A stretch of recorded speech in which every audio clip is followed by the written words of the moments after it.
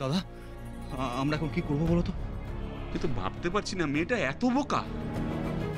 এই বয়সের একটা মেয়ে বাইরে বেরিয়ে গেল, বাইরে কত রকমের বিপদ হতে পারে বলো তো। এখনো মেয়েটার দোষ দেখো, ওই একরত্তি মেয়েটার দোষ দেখা ছাড়া আর কাজ কি তোমাদের? নিজেদের দোষ তো দেখবে না, সারাটা দিন ঝগড়া করে মরছে। করো, আরো ঝগড়া করো। ওইটুকু মেয়ে নরম মনে না জানি কত আঘাত পেয়েছে। ও দাদা, দাদা গো, আমরা কি করবো একটু বলো না। আমরা মিলিকে এখন কোথায় খুঁজবো? হ্যাঁ কি করবো? দাঁড়া দাঁড়া দাঁড়া, ওই ঋষি আর মুহূর্ত গিয়েছে ওর মামার বাড়িতে খুঁজ। শোনো, আমার মনে হয় না ও মামা বাড়িতে গেছে বলে। ছোট তো ওখানেই আছে, মায়ের উপর রাগ করে আবার মায়ের কাছেই যাবে। আমারও তো তাই মনে হয়, কিন্তু খবরটা বেশ শিউলি তো ফিরবে বাড়িতে। জিৎ, জিৎ রে, এই মিলির কয়েকজন বন্ধু বান্ধবকে তো তুই চিনিস, দেখ না যদি কারোর নাম্বার জোগাড় করে একটু ফোন করে খবর নিতে পারিস। দেখ না। হ্যাঁ কাকা, আমি সেইটাই করছি। দাদু, আমি একটু বেরিয়ে দেখি মেয়েটা কোথায় গেল। যাও। হ্যাঁ, মিলির বাড়ি থেকে বলছি। যায়নি?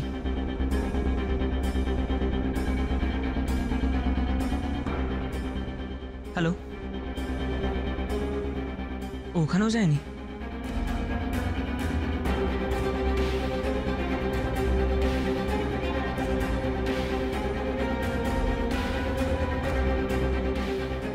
হ্যাঁ হ্যালো, হ্যাঁ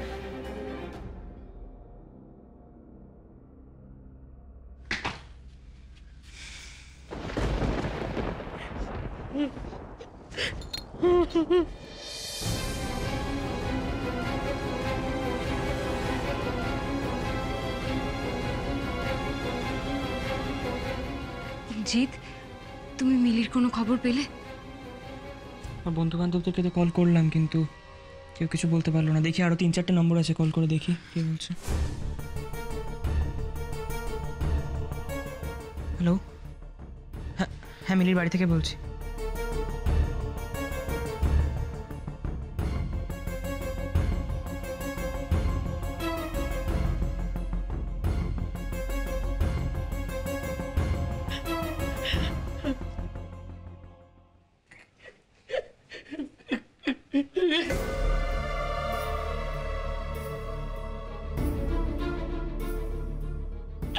আমার কি সর্বনাশ হলো দিদিমা, আমার কি সর্বনাশ।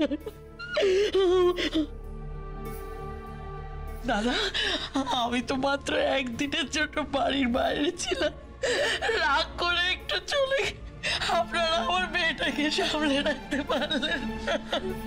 শ্রী, ওকে সামলাও, চুপ করতে বলো। আরে বাবা, বিপদের সময় নিজেকে ঠান্ডা রাখতে হয়। তুই এরকম কান্নাকাটি করলে কিভাবে হবে বলো তো? ও ঘরে নিয়ে যাও, ঘরে নিয়ে যাও।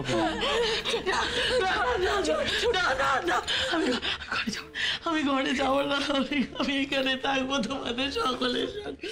সকাল থেকে সন্ধে হয়ে গেল, এখন আমার মেয়েটার আমি কোনো খোঁজ পেলাম না। এবার কিন্তু আমাদের একটা ব্যবস্থা করতেই হবে ঋষি। আমি জানি না মিলিকে কোথায় পাবো, তবে আমার মন বলছে মিলিকে আমরা খুঁজে বের করবই। আমি এমন কিছু একটা সূত্র জানি, এমন কিছু যেটা মনে পড়লেই আমি বুঝে যাব মিলি কোথায় আছে, কিন্তু কিছুতেই মনে পড়ছে না। তুমি কি করে এসব কথা বলছো মোহর? মিলি কি তোমাকে যাওয়ার আগে কিছু বলে দিয়ে গেছে? তুমি হেয়ালি না করে বলবে প্লিজ, কি জানো? এটা তো মিলির রিংটোন। তার মানে মিলি ফোনটা নিয়ে যায়নি, এখানেই রয়েছে। রাইট, মনে পড়েছে, মিলির ফোন। জিৎ, দেখো তো মিলির ফোনটা কোথায়। দেখ দেখ দেখ দেখ।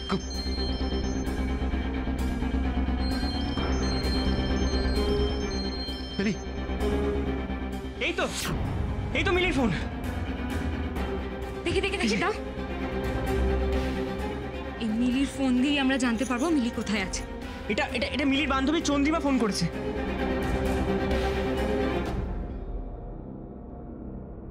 আচ্ছা জিৎ, তুমি এই জায়গাটা চেনো? এটা তো মিলির ছবি। মিলির ছবি তো বটে। মিলি আমাকে বলেছিল এই জায়গাটা মিলির কলেজের কাছাকাছি কোথাও একটা। কোথায় দেখি?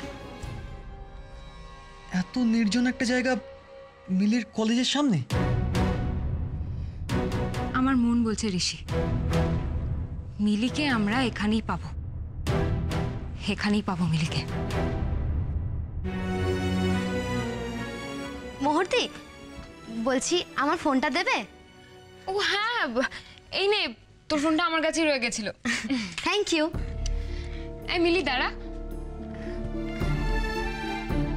তোর তোর ফোনটা একবার দে তো। হ্যাঁ এই নাও। হ্যাঁ রে, তোর এই সেলফিগুলো কোথায় তোলা রে? ওই তো ওই তো মানেটা কি? তোর কলেজের কাছে এরকম জায়গা আছে নাকি? দেখে তো মনে হচ্ছে কেউ যায় না এই জায়গাটাতে। তুই কি করতে যাস বলতো ওখানে?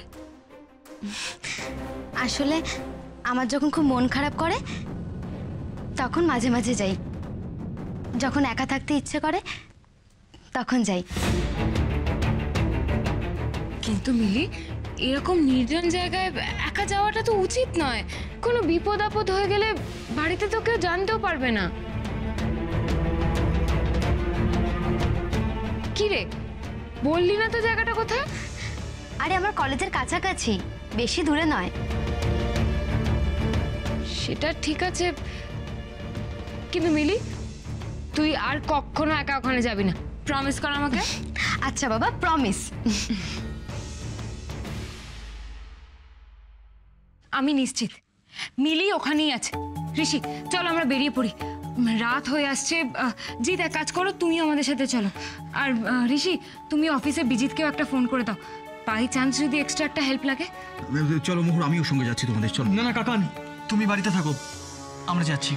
হ্যাঁ, আপনি একদম চিন্তা করবেন না, আমরা আপনাকে ফোনে খবর দিতে থাকবো। হ্যাঁ, সেই ভালো। আর আমি কথা দিচ্ছি, মিলিকে আমরা ফিরিয়ে আনবই। Thank you. চলো ঋষি, চলো জিৎ। সাবধানে যা। আমার ফোন করিস, হ্যাঁ, একটা খবর পেলে আমার জানিয়ে দিস। হ্যাঁ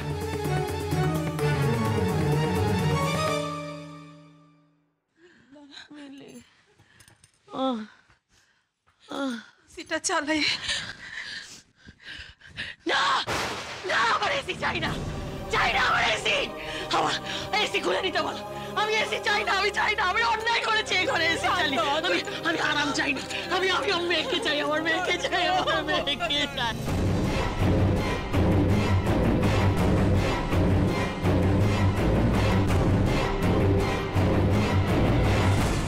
আমার জন্য মেয়েটার এই অবস্থা, আমার দোষ, আমার দোষ, আমার ছোট। আমি ওকে একবারও বুঝলাম না, ও একটা বাচ্চা মেয়ে, একটু জেদ করেছিল, একবার ওকে বোঝার চেষ্টা করলাম না, বকে গেলাম, এরকম আমার জন্য চলে গেছে। আমি ওকে বুঝলাম না, আমার দোষ, আমার দোষ। তোর একা দোষ বল, দোষ তো আমার। আমি দেখতে এত বড় হয়ে জেদ করে থাকলাম, ও যে আমাদের এত বড় শিক্ষা দিতে গিয়ে এত বড় শাস্তি দেবে, কে জানতো বলতো? চুপ কর দিদি ভাই, আমাকে ক্ষমা করে কি করছিস ছোট? আমি খুব অন্যায় করেছি দিদি ভাই, যদি আমাকে ক্ষমা না করো আমার মেয়ে কোনোদিন আমার কাছে ফিরে আসবে না। বলো, আগে বলো তুমি আমার ক্ষমা করেছো, বলো আমাকে কি বলছিস? আচ্ছা আমি কি পাষণ্ড নাকি রে? আমি তোকে ক্ষমা করবো না, আমি কি তোর উপর রাগ অভিমান করে বসে থাকবো? আচ্ছা ছোট বল, তোর মেয়ে কি আমার মেয়ে নয়? তুমিও সবার মেয়ে, সবার মেয়ে, সবার।